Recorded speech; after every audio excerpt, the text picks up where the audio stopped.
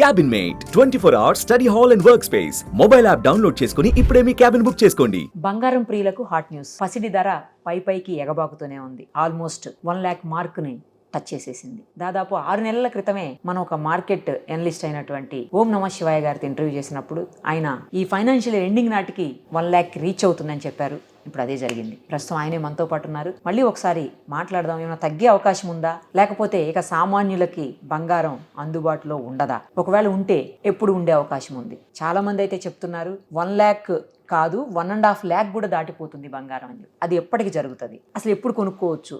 Emergency ఉన్న వాళ్ళ పరిస్థితి ఏంటి? బంగారం లేకపోతే నడవదా అని అనుకోవడానికి లేదు. ఎందుకంటే బంగారం అంటే ఆడవాళ్ళకి చాలా మక్కువ. మరి అందులోనూ పెళ్ళిళ్ళప్పుడైతే ఖచ్చితంగా ఇంపార్టెన్స్ ఉంటుంది బంగారానికి. మరి అదేమో ఎవరికి దొరకకుండా పైకి పోతూనే ఉంది. ఏం చేయాలి? ఒకసారి ఆయనతో మాట్లాడదాం. నమస్తే అండి. నమస్తే నిరుపమ గారు. సార్, మీరు చెప్పినట్లే నెక్స్ట్ ఇయర్కి రీచ్ అయిపోతుంది అన్నారు. అలాగే లాస్ట్ ఇయర్ మనం ఇంటర్వ్యూ చేసినప్పుడు రీచ్ అయిపోయింది. 6 months బ్యాక్ అనుకుంటా ఆల్మోస్ట్. అలాగే 1 lakh మార్క్ని టచ్ చేసేసింది. ఇది దాటిపోతుంది అని చెప్పేసి కొంతమంది మాట్లాడుతారు. అసలు ఎందుకు సార్ అంత ప్రియం ఎందుకు అయిపోతుంది బంగారం? రాను ఇంకా కొనే పరిస్థితులు ఉండవా? అసలు మానేయాలా, కొనాలా? ఏం అర్థం కాకుండా ఉన్నటువంటి సిచ్యువేషన్ ఆడవాళ్ళకి. అంటే మొదట్లో అయితే యుద్ధాలు చూసాము. సో దానివల్ల బంగారం పెరుగుతూ వచ్చింది. తర్వాత ఈ రోజు డాలర్ వీక్ అవుతూ ఉంది. సో డాలర్ రిజర్వ్స్ ఉన్న చైనా, ఇండియా, రష్యా వీళ్ళందరూ కూడా డాలర్ నమ్మకం తగ్గి కొంత బంగారంలో పెట్టుబడులు పెడుతున్నారు. ఆ పక్కన ట్రంప్ తను టారిఫ్లని గొడవ అనేది మొదలు పెట్టాడు. సో ఇవన్నీ చేయబట్టి బంగారము చాలా స్పీడ్గా రెక్కలొచ్చి పెరగడం చూస్తూ ఉన్నాము. చాలా తొందరగా పెరిగింది. సో ఈ స్పీడు చాలా ఊహకందని స్పీడ్ ఇది పెరగడం మాత్రం. కాబట్టి ఇవన్నీ పరిస్థితులన్నీ కూడా బంగారానికి అనుకోగా ఉన్నాయి, పెరగడానికి అనుకోగా ఉన్నాయి. కాబట్టి సో బంగారంలో ధరలు విపరీతంగా పెరుగుతుంది, మనం చూస్తూ ఉన్నాము. ఇప్పుడు 1,00,000 కూడా ఆల్రెడీ క్రాస్ అయింది ఈ రోజు. సార్, అప్పుడంటే యుద్ధాలు ఉన్నాయి, లేకపోతే కొన్ని మార్కెట్ అప్ అండ్ డౌన్స్ ఉన్నాయి కాబట్టి అలా జరిగిందండి. మరి ఇప్పుడు అంతా ఏమీ లేదు కదా. అయినా కూడా అంటే కేవలం డాలర్ తోటే బంగారానికి లింక్ ఉంటుందా సార్? డైరెక్ట్ లింక్ ఉందండి డాలర్తో బంగారం.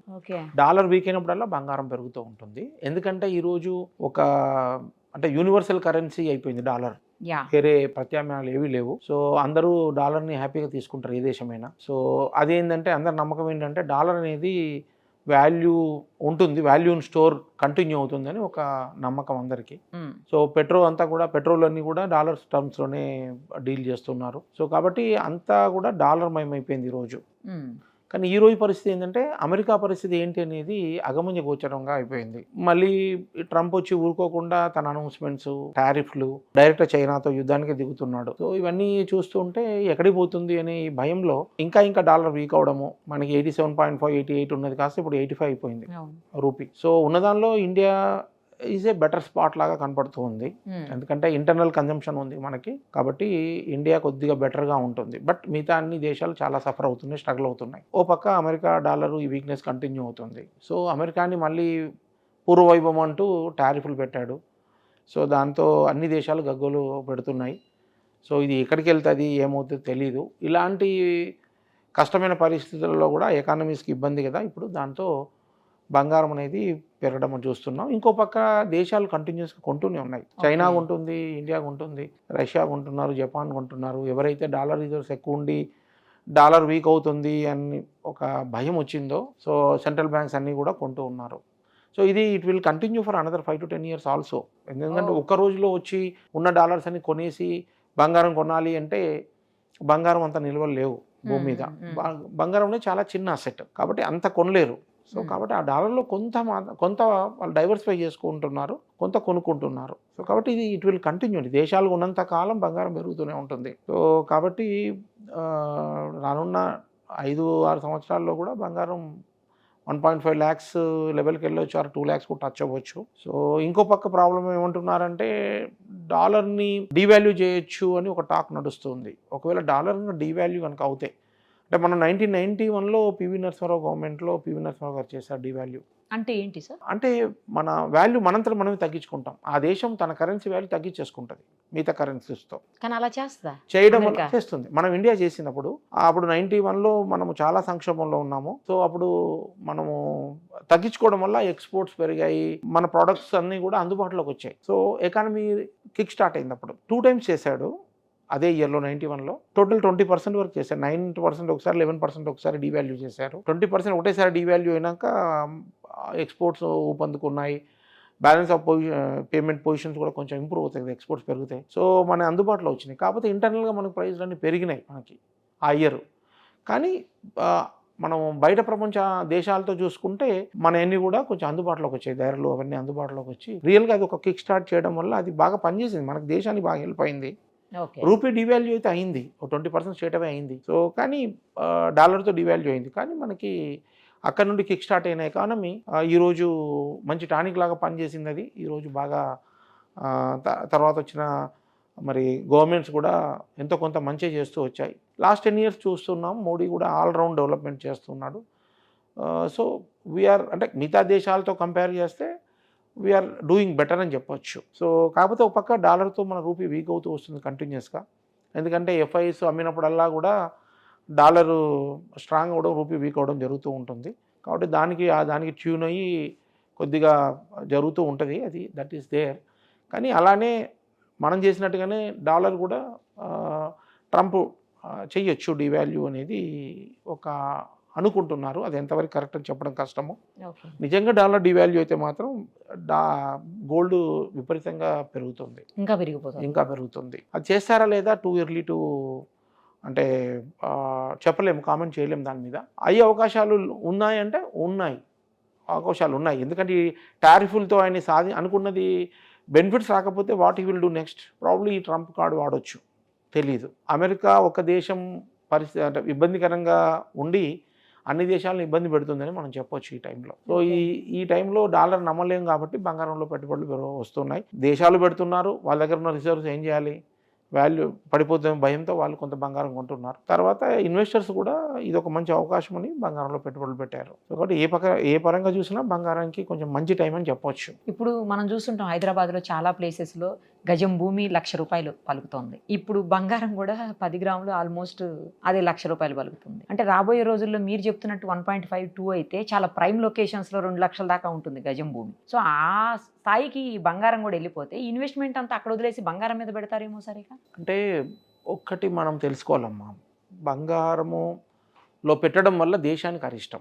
ఎందుకంటే సెకండ్ హైయెస్ట్ ఇంపోర్ట్స్ మనం గోల్డే చేస్తాం. ఇప్పుడు మన ఆడపడుచులందరూ కూడా, మహిళలందరూ కూడా బంగారం ప్రియులు. అది నేను మీకు చెప్పాల్సిన పనే లేదు. సో వద్దన్నా బంగారం అంటారు, కొంటూనే ఉంటారు. సో దానివల్ల ఏమవుతుందంటే మనకి ఎవ్రీ ఇయర్ 800 to 1000 tons దాకా కొనేస్తారు, ఇంపోర్ట్ చేస్తున్నారు. మన దగ్గర ఇక్కడ ప్రొడక్షన్ పెద్దగా లేదు. సో దానివల్ల మనం డాలర్స్, రూపీస్ ఇవ్వాల్సి వస్తుంది కదా, మనం డాలర్స్ వెళ్ళిపోతున్నాయి. ఇంపోర్ట్స్ ఎక్కువ అవుతే మన దేశానికి అంత మంచిది కాదు, రూపీ డివాల్యూ అవుతూ ఉంటుంది ఆటోమేటిక్గా. సో కాబట్టి క్రూడ్ అంటే తప్పదు, energy, there is no other alternative. So కాబట్టి కొండంలో దానికి తప్పదు, అది వేరే ఆల్టర్నేట్ లేదు. బట్ బంగారం అనేది అవాయిడ్ చేసుకోవడం మంచిది. ఎంత అవసరమో అంత అవసరం వరకే కొనుక్కోవడం మంచిది. బంగారాన్ని కొనడము, హోల్డ్ చేయడము, పెరిగినాక అమ్మడం అనేది అంత మంచిది కాదు దేశానికి. ప్లస్ రెండోది ఇన్వెస్ట్మెంట్ యాంగిల్లో చూడొద్దు, అంత మంచిది కాదు, not good for country, better to avoid. So 1 lakh అయింది కదా కొనేద్దాము అంటే ఇంకా పెరుగుద్ది అంటే పెరగచ్చు, ఛాన్సెస్ ఉన్నాయి. కానీ ఇంత స్టీప్గా పెరిగినప్పుడు కొనాలంటే ఈ లెవెల్లో రిస్కీ అని చెప్తున్నాం మనం, ఎందుకంటే బాగా పెరిగింది. సో మోర్ దాన్ 50% పెరిగింది కదా.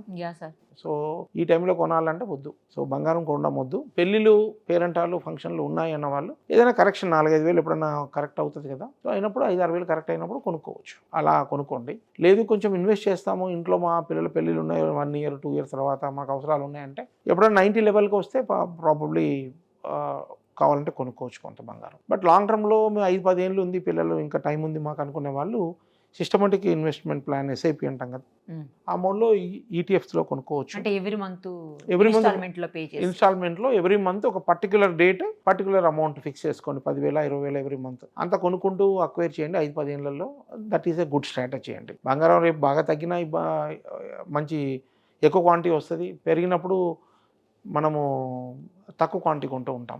కాబట్టి రూపీ కాస్ట్ యావరేజింగ్ అనే బెనిఫిట్ మనకు వస్తుంది. కాబట్టి SIP mode is the best అన్నట్టు. మనము అది మనం అంటే మనము యాక్యురేట్ ప్రిడిక్షన్ చేసినా కానీ బెనిఫిట్ ఎంతైతే వస్తుందో దానికి నియర్ బై వస్తుంది ఎస్ఐపిలో. వాయిదా పద్ధతి ఉంది దేనికైనా, వాయిదా పద్ధతిలో కొనుక్కోండి. బట్ డిసిప్లిన్ ఉండాలి. Every month fixed amount, fixed date compulsory కొనాలి. అలా కొనుక్కుంటూ అక్వైర్ చేసుకుంటూ పోతే పెరిగిందని ఆగాల్సిన పని లేదు, తగ్గిందని ఎంటపడి ఇంకా తగ్గుద్దని భయపడాల్సిన పని లేదు. ఆ పర్టికులర్ డేకి ఆ పర్టికులర్ మంత్లో కొనేయాల్సింది అంతే. అంత అమౌంట్ క్వాంటిటీ ఎంత అనుకుంటామో 10,000, 20,000, 50,000 అది మీరు కొనుక్కుంటూ వెళ్ళండి. బ్యూటిఫుల్గా మీకు రూపీ కాస్ట్ యావరేజింగ్ బెనిఫిట్ మీకు వస్తుంది. లాంగ్ టర్మ్లో డెఫినెట్గా మంచి రేట్లో కొన్న వాళ్ళు అవుతారు. అయితే అసలు రాబోయే రోజుల్లో బంగారం అనేది తగ్గే పరిస్థితులు కనిపిస్తున్నాయా సార్? అసలు ఆ దరిదాపుల్లో ఆ కనుచూపు మేరలో అలాంటివి లేవా? ఏ తగ్గిన 5-10,000 అమ్మా, అంత మించి కనపడట్లేదు ప్రస్తుతానికి. 10,000 తగ్గినా బాగా తగ్గినట్టేమో సార్ ఇప్పుడున్న చెప్పలేము పరిస్థితుల్లో. కదా. ఎప్పుడన్నా ఏదైనా న్యూస్ ఏదైనా వచ్చి 10,000 తగ్గొచ్చు. తగ్గినప్పుడు కావాలంటే డెఫినెట్ కొనుక్కోవచ్చు. అంటే అవసరం వరకే, హోల్డ్ చేసేంత కాదు. ఈ బ్లాక్ మీద కొనేసి పెట్టుకుంటాను, దాచేస్తాను అంటే అసలు బంగారం రిస్కీ లెవెల్లో ఉంది. దానికి కూడా సరైన లెవెల్ కానీ కాదు ఇది. కొనేసి పెట్టుకుంటాను బాగా లాభాలు వస్తాయంటే వస్తాయా? గ్యారంటీ లేదు. ఇప్పుడైతే ట్రెండ్ అప్ ఉంది, కానీ గ్యారెంటీగా లాభాలు వస్తాయా అంటే వెరీ డిఫికల్ట్ టు టెల్. ఎందుకంటే ఇప్పుడు కూడా ఏ అసెట్ క్లాస్ అయినా బాగా తగ్గినప్పుడు కొనుక్కోవాలి, బాగా పెరిగినప్పుడు అమ్ముకోవాలి. ఇప్పుడున్న పొజిషన్ ఏంటంటే పెరిగితే అమ్మేట్టుగా ఉంది కానీ కొనేట్టుగా కాదు. ఈ టైము ఇంకా పెరిగింది అమ్మండి. ఇప్పుడు హోల్డ్ చేయమని చెప్తున్నాం. ఉండే హోల్డ్ చేయండి. రేపు 120, 125 వచ్చింది అనుకోండి, ఏదైనా రీజన్తో వస్తుందా అంటే వస్తుంది. మీరు 5 ఏళ్ళు ఆగితే 1.5 to 2 lakhs మాట్లాడుతున్నాం మనం. 1.5 అయితే కావచ్చు గ్యారెంటీగా. సో తగ్గినా కానీ ఆ లెవెల్కి రావచ్చు. మళ్ళీ తగ్గినా మళ్ళీ ఆ లెవెల్ కంటే సార్ 50-60కి వచ్చే అవకాశాలు లేవు కదా కష్టం. 50-60కి వచ్చే అవకాశాలు కనబడట్లేదు. అది జరిగే పని కాదు. 50-60 అయితే నా ప్రకారం అయితే ఇంపాసిబుల్. బట్ రేపు ఏమవుతుంది, అమెరికా ఏం చేస్తుంది, డాలర్కి ఏమవుతుంది, చైనా ఏం చేస్తుంది, భారతదేశం ఏం చేస్తుంది, ఇవన్నీ చెప్పడం కష్టము. బట్ ఏదున్నా కానీ ఇంత డ్రాస్టిక్గా 50-60 వేలకు వచ్చే అవకాశాలు అయితే లేవండి. 50,000, 55,000 వస్తుంది అని చెప్పి మార్నింగ్ స్టార్ ఏదో చెప్పారంటారు, కానీ నేనైతే నమ్మట్లేదు. అది అయితే వస్తుందని నాకు అనిపించట్లేదు. సార్ ఇప్పుడు మన కంట్రీ కంటే వేరే కంట్రీస్లో ఎక్కువ నిల్వలు ఉంటాయి కదా, బంగారం నిల్వలు మన దగ్గర తక్కువ కదా సార్ కంపారిటివ్లీ? లేదండి, మన దగ్గర హౌస్ హోల్డ్ నిల్వలు చూస్తే చాలా హ్యూజ్ ఉన్నాయండి. అంటే ఇన్వెస్ట్మెంట్ పర్పస్ లో చూస్తే మన దగ్గర తక్కువ ఉంటది అంటారు, కరెక్టేనా? ఇన్వెస్ట్మెంట్ పరంగా కొంత తక్కువ ఉండొచ్చు, ఆర్నమెంట్స్ పరంగా హోల్డ్ చేస్తున్నారు అందరూ.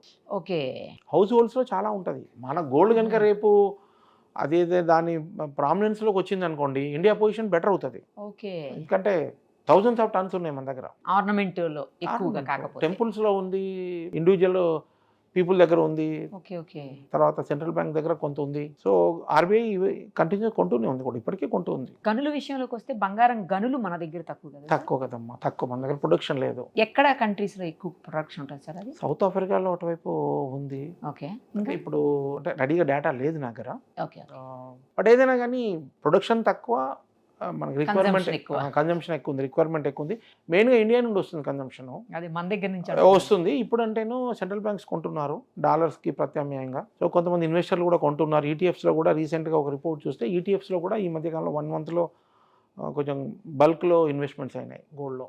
సో అందుకని అంత స్పీడ్గా పెరుగుతూ ఉన్నాయి. కానీ ఇది ఇన్వెస్ట్మెంట్ ఎక్కువైపోతే స్పీడ్గా పెరుగుతుందా? అంతే కదా. ఇప్పుడు ఇన్వెస్ట్మెంట్ ఎక్కువ మంది వెంటబడుతుంటే మీకు అది స్కేర్సిటీ ఉంది, ఆటోమేటిక్ పెరుగుతుంది. సో ఇది పొంగు అని నేను చెప్పలేను, కానీ బహుశా బంగారం పొంగుకు దగ్గర ఉంది. ఆ పొంగు అయితే వాపు అయితే మాత్రం చాలా రిస్క్. కాబట్టి ఈ లెవెల్లో అయితే హోల్డ్ చేయమని చెప్తున్నాం మనం. బట్ ఇంకా కొంచెం ఉద్ధృతంగా 10-20 వేలు పెరిగితే మాత్రం కంప్లీట్గా మర్చిపోండి బంగారం గురించి. కూల్ అయినప్పుడే ఆలోచించాలి. అసలు సామాన్య మధ్యతరగతి ప్రజలైతే మాత్రం టచ్ చేసే పరిస్థితి, అసలు అటువైపు చూసే పరిస్థితి కూడా కనిపించలేదు సార్. అంటే దానికి ప్రత్యామ్నాయాలు వస్తాయండి. ఇప్పుడు ఆల్రెడీ సిల్వర్ మీద కోట్ చేసే గోల్డ్ వస్తుంది. కానీ గతంలో 9 క్యారెట్స్ 10 క్యారెట్స్ 12 క్యారెట్స్ గోల్డ్ ని అందుబాటులో తీసుకొస్తామని సెంట్రల్ గవర్నమెంట్ అంటే డిస్కషన్లో ఉంది, అది డిస్కషన్లో వచ్చింది, అది ఉంది. వస్తాయమ్మా డెఫినెట్గా 9 క్యారెట్ 12 క్యారెట్ గోల్డ్ కూడా వస్తుంది. It will come, not a big deal. ఎందుకంటే 1,00,000 పెట్టి కొనలేరు కాబట్టి. అదే అంటున్నాను. 22 క్యారెట్ బదులు డైమండ్స్ 18 క్యారెట్ వాడతాం. ఎదురిగి రావచ్చు 12 క్యారెట్ అండ్ 9 క్యారెట్ కూడా వచ్చే అవకాశాలు ఉన్నాయి. 9, 12 అన్నారు సార్, వచ్చే అవకాశాలు ఉన్నాయండి. అవైతే అప్పుడు హాఫ్ రేట్కి వస్తాయా సార్? అంతే కదా, ఆల్మోస్ట్ అంతే, హాఫ్ రేట్కి వచ్చేస్తుంది. అప్పుడు ఏదో కొంచెం సాటిస్ఫాక్షన్ ఉంటుంది బంగారం ప్రియులకి.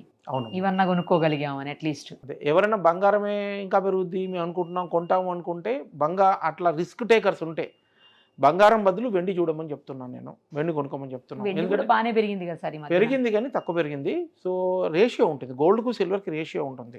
అది more than 100 క్రాస్ అయింది.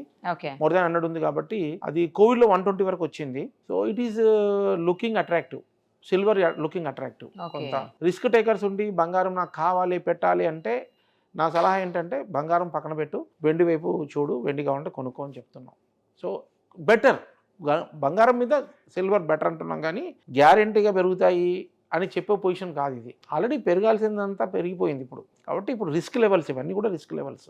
అర్జెన్సీనో ఎమర్జెన్సీనో ఉంటే తప్పించి వెయిట్ అండ్ సీనే కరెక్ట్, అంతే కదా వెయిట్ అండ్ సీయే బెటర్. పెళ్ళిళ్ళు ఉంటే తప్పదు, అదే 4-5 వేలు ఏ రోజు తగ్గుతారో టక్కున కొనేసుకోండి. లేదు ఇన్వెస్ట్ చేయాలనుకున్న వాళ్ళు 90 లెవెల్కి వస్తే చూడండి, కొనుక్కోవచ్చు. సో తప్ప బంగారం ఇప్పుడు అన్నిటికీ, ఇప్పుడు గ్లోబల్ ఈక్విటీ మార్కెట్స్ బాగాలేవు, డాలరు బాగాలేదు, ఈ ప్రాబ్లమ్స్ కంటిన్యూ అవుతున్నాయి. సో ప్రత్యామ్నాయం ఏమున్నది, బంగారం వైపే చూస్తున్నారు. పోనీ బంగారంలో ఎంత పడితే అంత పెట్టడానికి లేదు, అందరికీ తెలుసు, కొద్దిగా పెట్టగలుగుతారు. అందుకే మనం ఎవరు ప్రతి ఇన్వెస్టర్ కూడా ఏం చెప్తామంటే, మీ పోర్ట్ఫోలియో మీరు చాలా సేఫ్టీకి ఎక్కువ ప్రాధాన్యత ఇచ్చే వాళ్ళైతే, స్టెబిలిటీ కావాలి, సేఫ్టీ కావాలి, లిక్విడిటీ కావాలనుకునే వాళ్ళకి 7 to 10% వరకు మీ పోర్ట్ఫోలియోలో బంగారం పెట్టుకోవచ్చు అని చెప్తాం. అంతకుమించి వద్దని చెప్తాం. ఎందుకంటే అంతకుమించి పెడితే పర్ఫార్మెన్స్, ఒక స్టేజ్ దాటాక పర్ఫార్మెన్స్ ఉండదు గోల్డ్లో.